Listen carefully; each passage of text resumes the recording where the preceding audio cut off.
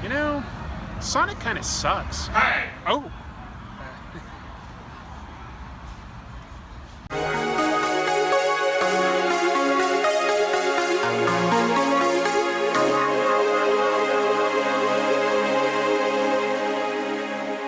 Hey everybody, it's Chris. Thank you for watching Comic Tropes, and today I'm going to talk about a comic book that I'm really not much of an expert on. But something important happened. Sonic the Hedgehog has been published by Archie Comics continuously since 1993, and they're at issue number 290, and it was just announced that Sega is going to end their relationship with Archie, take their business to IDW. There will be a new comic book there. But 290 issues, that's incredible for any comic. But a comic book based on a video game character, it's unheard of. I was just stunned to learn that this comic had been around that long continuously. Absolutely stunned. I mean, what is it about this little guy that's so fascinating? Because when I started thinking about it, I was like, okay, Sonic the Hedgehog, I like those games, right? Well, maybe I've only played like 4 or 5 of them. I don't know if I've ever beaten any of them. The first few stages are always fun, and then I just sort of lose interest. It's pretty good. I don't know that it's so great that it can support 290 issues. So apparently, this comic has been going on forever, and because it's so long running, every time a new video game came out, they sort of had to adjust their story to make it match with the latest game. And that sometimes meant just tossing certain parts of continuity out the window or really bending over backwards to reboot things in a sense. And nowhere was this more apparent than with issue number 166. That's the one we're going to read today, because up until that point, a certain writer had created tons of characters in this comic. Some of them original, not exclusive to the games.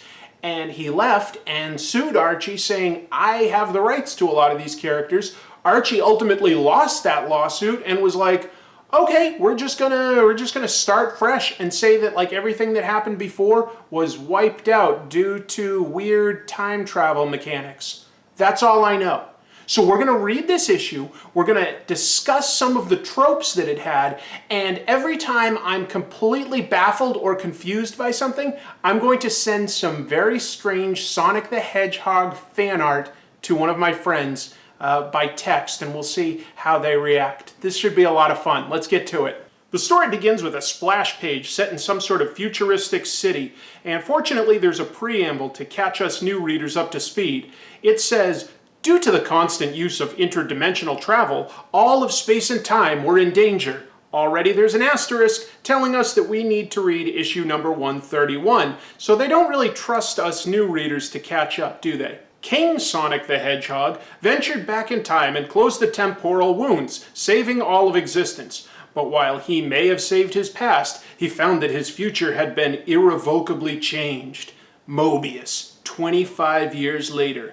I think Mobius is the name of the city that they all live in, but that's just a guess. We catch up with Sonic's longtime sidekick, Tails, and he's thinking to himself, I have to round up the old triple threat. We need to do damage control.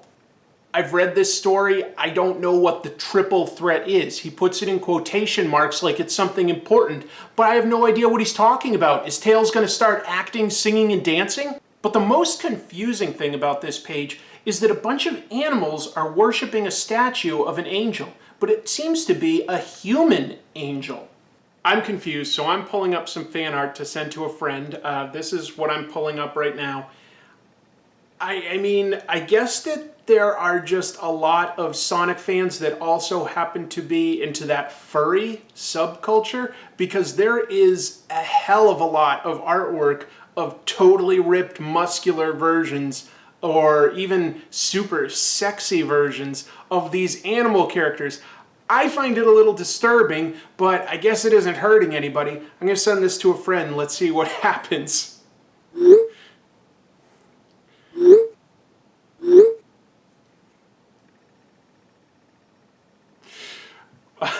I hope I come across a lot of things that confuse me, because this is very fun.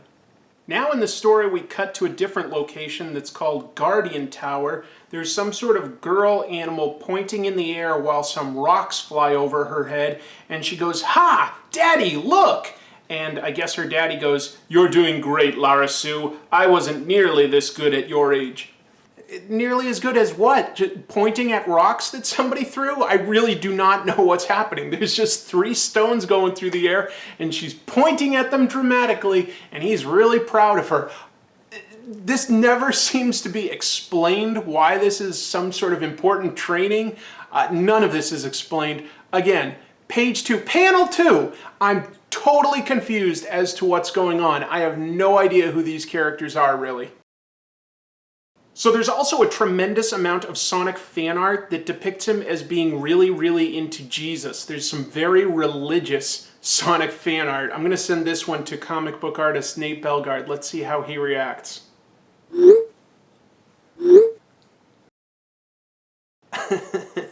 Honestly, I'm just having so much fun sending this stuff. I'm probably going to just send extra stuff beyond however many confusing tropes I come across. Why not? This is fun.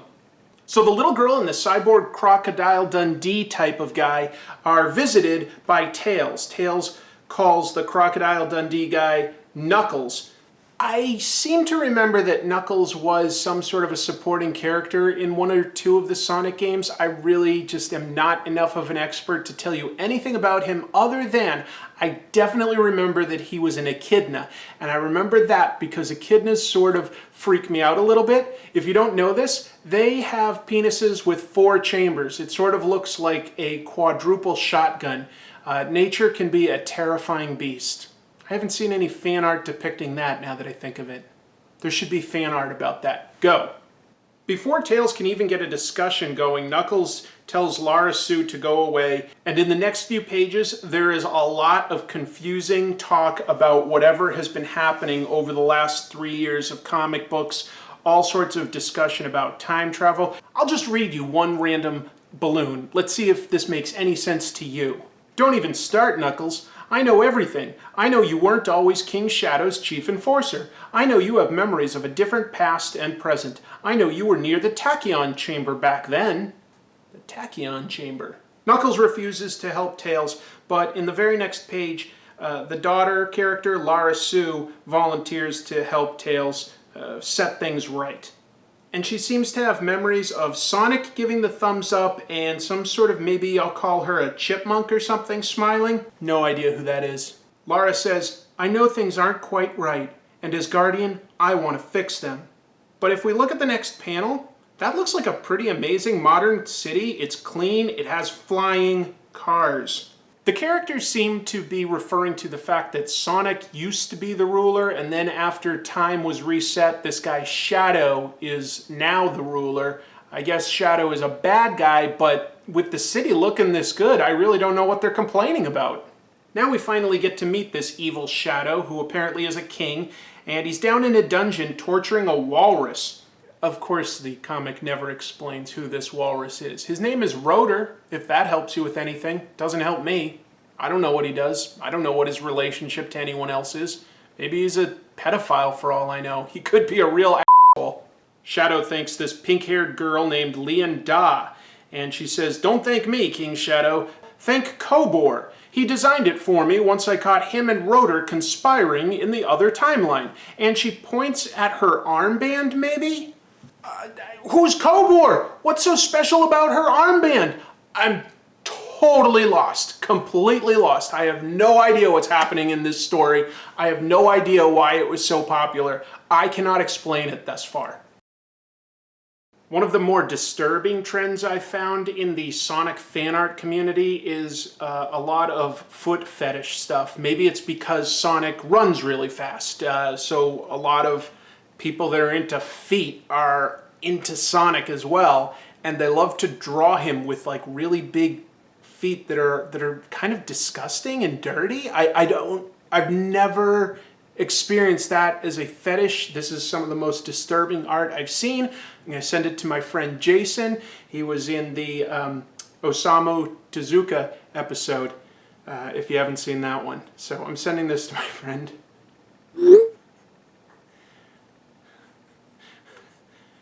He's replying right now in real time. He says, about right. I went down the Sonic hole a while ago. My friend is writing the script for the movie.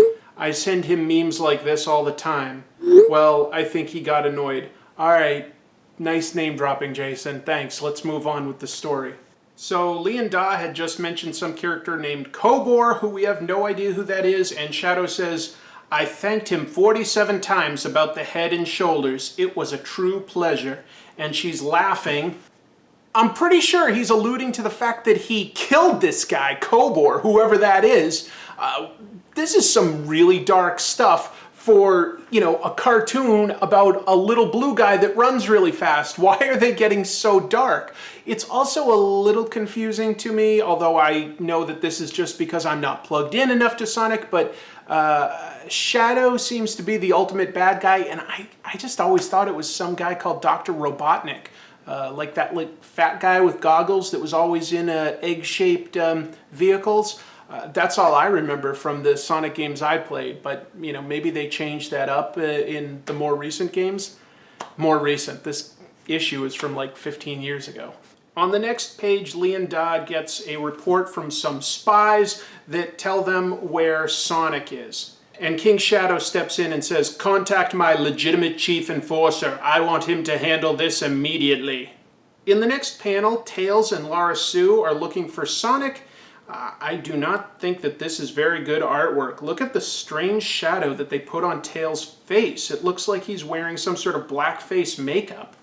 I think one of the reasons that Archie Comics was able to have this Sonic comic go on for so long could have been that they constantly hired new, fresh artists. So they were probably paying some pretty low rates for the artwork. Some of the artwork is infamously bad. I was able to find that out really fast. Check out these pages from an old issue. This was by some artist who went by a pseudonym named Many Hands. This is terrible. I'm sure whoever you are, you could draw better Sonic fan art than whoever Many Hands is. Overall, most of this issue is okay, but it's not great. I looked it up, and at this point in time, this comic was selling about 7,000 copies every month.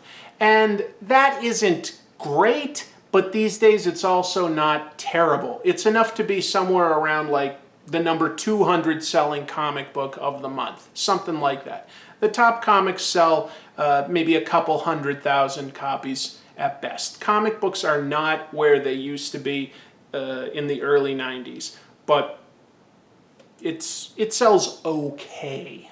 So here's the big reveal. Here's Sonic the Hedgehog, the hero of the story, and he's living as a homeless guy. He looks utterly miserable, and Lara Sue says, "That's Sonic the Hedgehog?" Sonic replies, "I'll admit it, kiddo.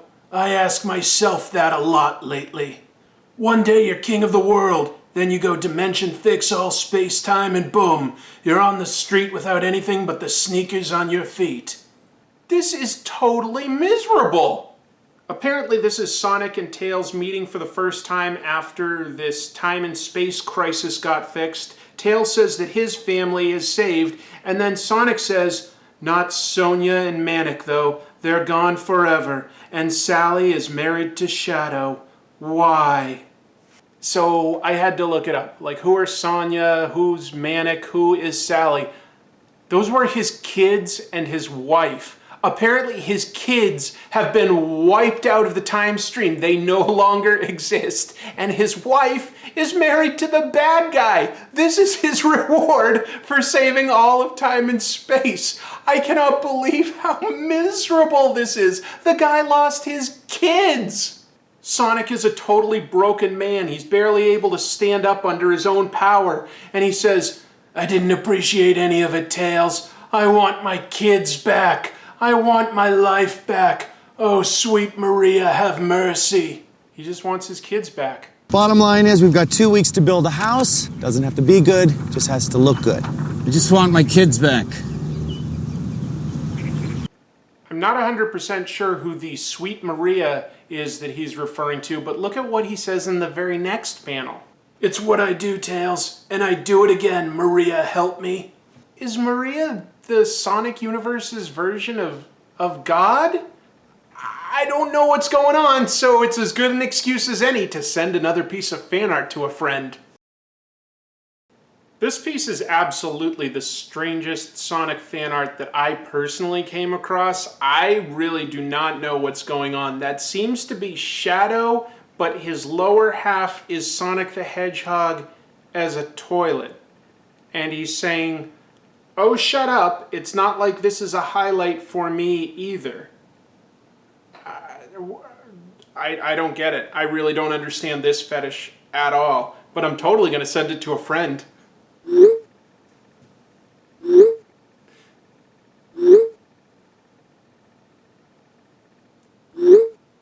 I am never going to stop sending bad Sonic fan art to friends. I'll tell you, this is going to be a problem. I'm going to be in a car accident. A police officer is going to pick up my phone, and it's going to be loaded with weird Sonic fan art, and they're just going to go, "Let him bleed out." So Sonic complains a bit more about how he misses his dead kids, and then on the next page, Lara Sue says, "Even my dad isn't so melodramatic. Come on, we can still fix things." I mean, yeah, it is melodramatic, but you don't say that to the guy whose kids just died.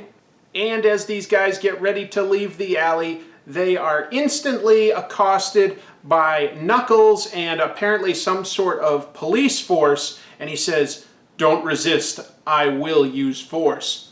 And it ends on that cliffhanger. If I had to guess, I would say that Knuckles is maybe pretending to be a bad guy, but that's purely a guess. I read this issue, and that was more than enough Sonic for me. Maybe you can explain to me, why is Sonic as popular as he is? Because when I think about it, he was essentially copying Super Mario, wasn't he? I mean, he was designed to be a mascot, but instead of sort of being just a generic, happy mascot like Super Mario, he's got a personality. He's edgy and cool.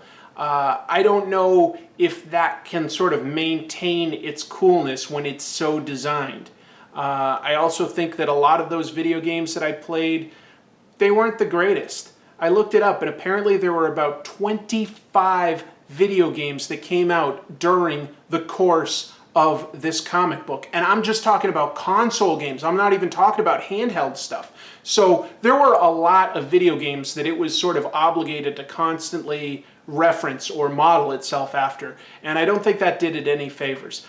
I don't think the writing's that great. I don't think the art's that great in general. I don't understand why it's so popular, but it is. You'll have to explain it to me. This is something, a fan base, a fandom, I don't get. I don't understand it. I'm not necessarily saying that it's bad. I'm saying I don't get it. I don't see the appeal. So I read this issue. I tried to understand it. More power to the Archie Comics group for putting out 290 issues of the Sonic comic book. There were also tons of miniseries and spin-offs that they did over the years. And I hope that IDW gives the Sonic fans out there what they want with the new comic book. It's not for me, but who knows? Maybe in a couple years there will be another Sonic video game that I absolutely love, and maybe I'll finally get it. Until then, I'd love it if you could try to explain it to me. Thank you for watching, and until next time, oh, look how fast! Keep reading comics!